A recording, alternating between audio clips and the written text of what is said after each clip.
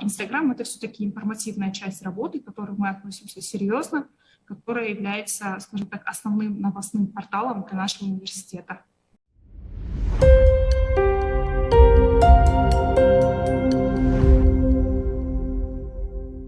У нас специфика немного другая, потому что у нас все-таки профиль намного уже, и у нас очень специфические, скажем так, факультеты, у нас специфические курсы, поэтому нам расширять свою аудиторию, в частности, именно нефти и газа, гораздо сложнее, потому что эта специальность, скажем так, востребована в определенных регионах и у определенных слоев.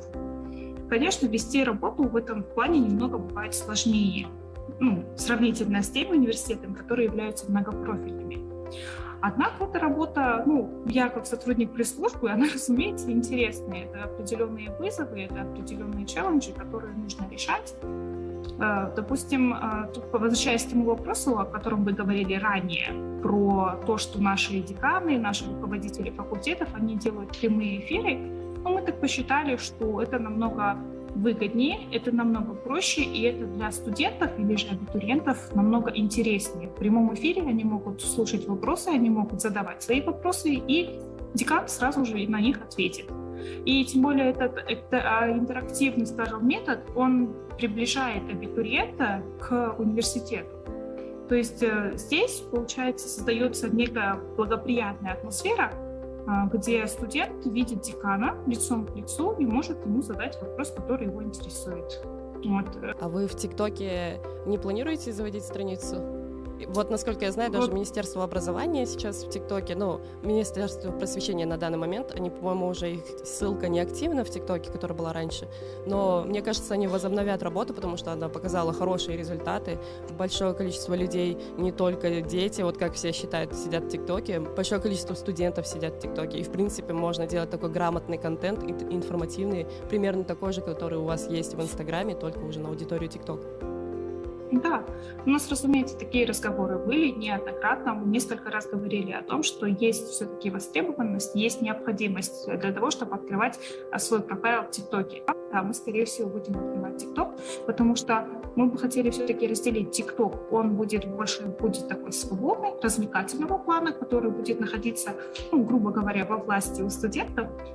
А Инстаграм — это все-таки информативная часть работы, к которой мы относимся серьезно, которая является, скажем так, основным новостным порталом для нашего университета. У вас очень много информативных постов, есть разные подборки. Как вы отбираете информацию, которая нужна для студентов примерно? Как вы ориентируетесь? Это можно легко определить по времени года. Например, сейчас, уже начиная с конца мая месяца, мы начали активную работу по приемной комиссии. И в основном вся наша информационная политика направлена на то, чтобы информировать наших будущих абитуриентов, наших будущих докторантов, магистров, бакалавриат, для того, чтобы что им нужно для того, чтобы поступить в наш университет. Потому что я вот что хотела добавить, что в принципе каждый университет, у нас политика одна, все мы представлены в социальных сетях. Спасибо, что показали. Мы используем разные фишки нашего университета. Это, например, у нас сейчас прямой эфир как раз идет с нашими проректорами.